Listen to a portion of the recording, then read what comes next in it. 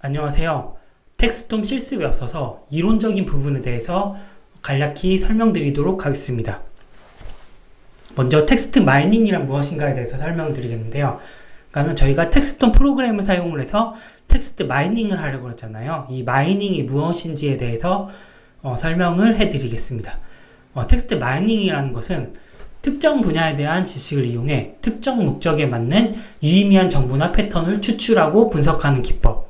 그러니까는 대량의 텍스트 데이터로부터 어떤 유의미한 정보나 패턴을 추출을 하는 거죠. 그리고 자연어 처리 기술에 기반을 두고 데이터를 가공하는 기술. 여기서 자연어라는 것은 인간의 언어를 말합니다.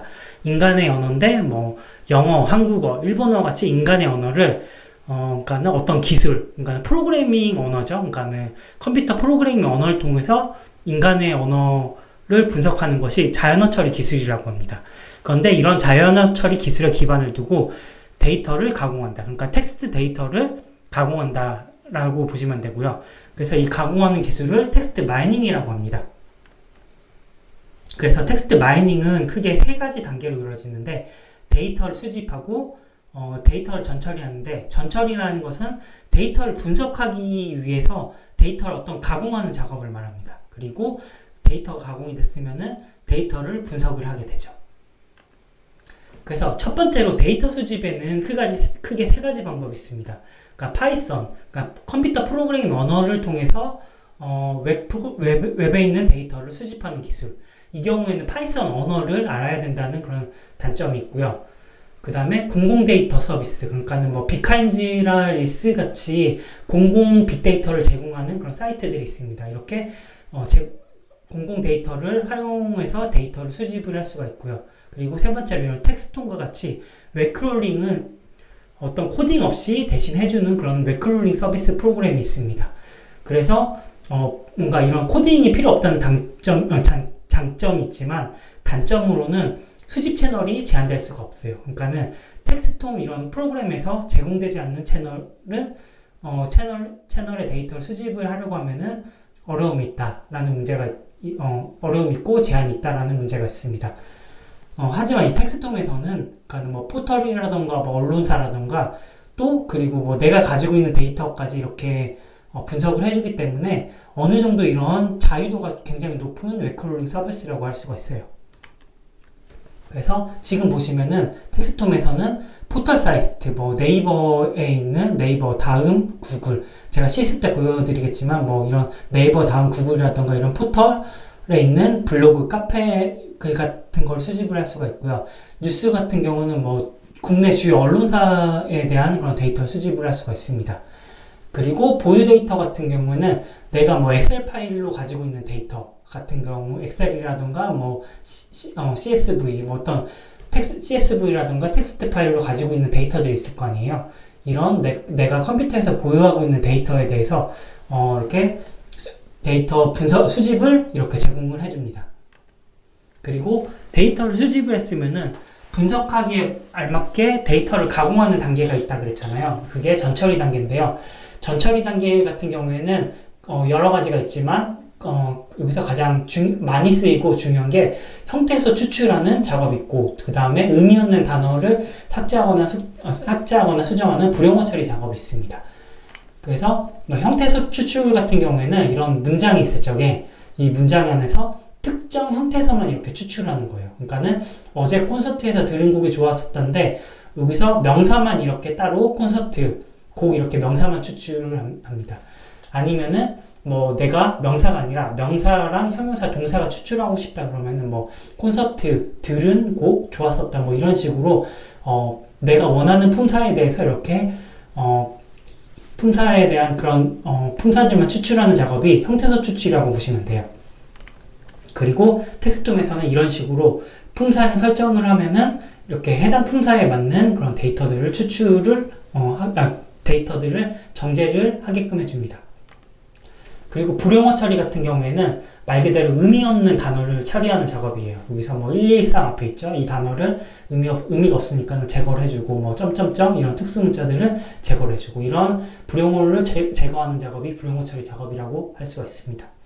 그래서 이렇게 텍스톰에서는 여기서 변경할 단어, 수정할 단어 여기다 입력을 하면은 이렇게 단어가 변경이 됩니다. 그래서 뭐 불용어라던가 아니면 잘린 단어라던가 외자 단어, 의미 없는 단어 같은 걸 여기서 변경할 단어로 놓고 수정할 단어에다가 뭐 그냥 공란으로 나서 삭제를 한다거나 아니면은 변경을 원한다로 이렇게 변경을 원하는 단어를 여기다가 입력을 해서 변경을 누르게 되면은 이렇게 데이터가 정제가 됩니다. 텍스트홈에서는.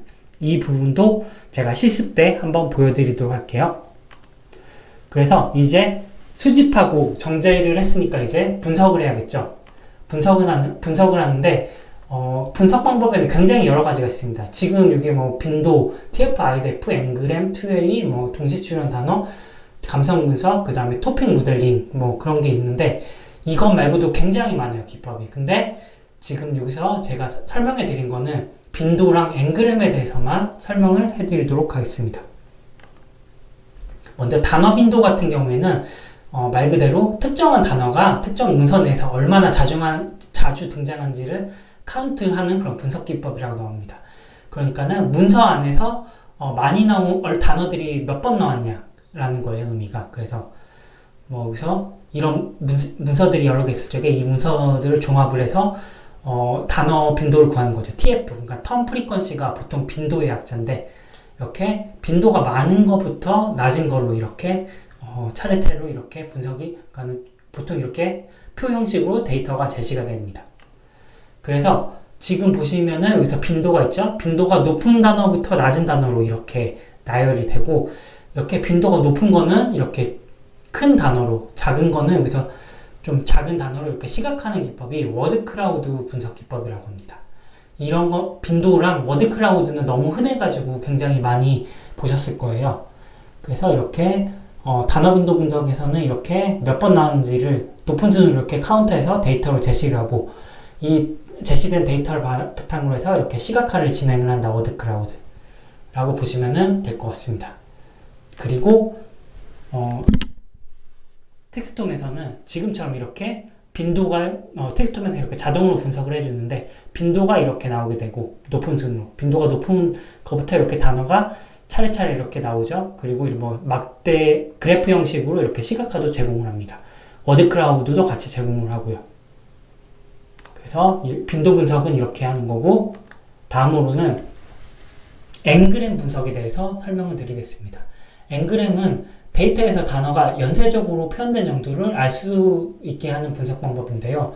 여기서 엔그램의 N은 연속적인 단어 나열을 의미합니다. 보시면은 예시 문장을 볼게요. 나는 어제 학교에 가서 음악 수업을 받았다는 문장이 있어요.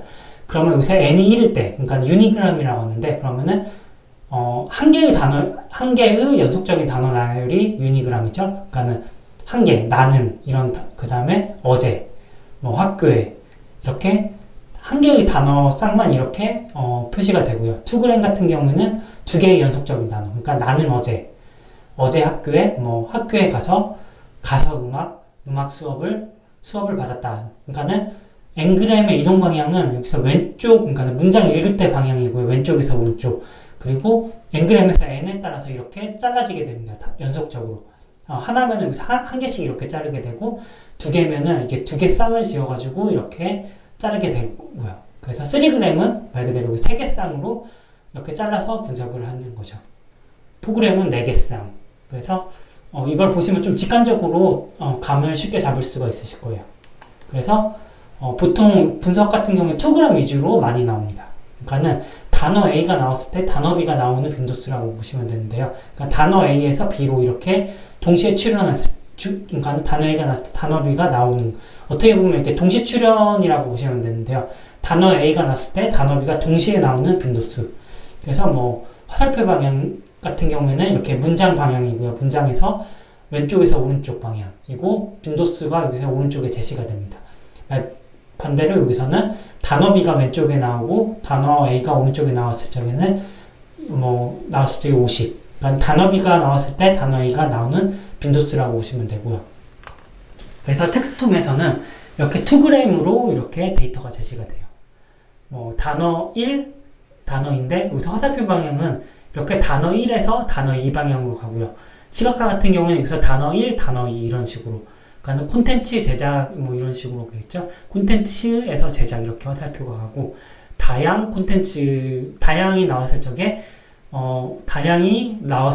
콘텐츠가 이렇게 동시에 출연하는 빈도수가 616이라는 거고 해서 화살표 방향은 다양에서 콘텐츠로 여기서 오른쪽 표에 보시면은 다양에서 이렇게 콘텐츠로 이렇게 되죠. 여기서 화살표의 굵기를 보시면은 화살표의 굵기가 이런 동시 출연하는 그 단어 N그램 단어쌍의 빈도수에 비례하게 됩니다. 그래서 콘텐츠 제작이 1368로 이렇게 가장 많잖아요, 빈도수가. 그러면은 여기서 화살표 방향의 두께가 가장 두껍죠. 그 다음에 다양 콘텐츠가 두 번째로 빈도수가 많으니까는 다양 콘텐츠가 이렇게 화살표의 두께가 이렇게 두 번째로 두껍습니다. 보통 이거를 전문용어로 엣지라고 하는데요. 엣지고 이거는 노드라고 하는데 이 부분까지는 제가 자세하게 설명을 안 드리고 이렇게 좀 직관적으로 N그램을 이해하시면 되겠다라고 보시면 돼요. 그러니까 여기서 화살표 방향은 문장 안에서 이렇게 단어가 움직이는 방향, 단어가 이렇게 나열된 방향이고 이렇게 화살표가 연결된 거는 이렇게 동시에 출현하는 단어라고 보시면 돼요. 그러면 여기서 궁금증이 화살표가 이렇게 뭐 두 단어끼리 연결된 거는 뭐 두 단어가 동시에 연결됐다는 걸 알고 있는데 이렇게 연속적으로 연결된 경우는 어떻게 해석하나요? 그러니까 이것도 같이 해석을 하면 돼요. 그러니까는 디지털 다음에 콘텐츠가 나오는 경우, 그 다음에 콘텐츠 다음에 제작이 이렇게 동시에 출현한다라고 보시면 돼요. 그래서 이렇게 화살표가 이렇게 쭉 이어지는 거는 세 개의 단어쌍이 이렇게 3g이죠. 3g이 이렇게 연속적으로 출현한다. 그러니까 세 단어쌍이 문장 안에서 이렇게 연속적으로 출현하는구나 라고 이해를 하시면 될 것 같습니다.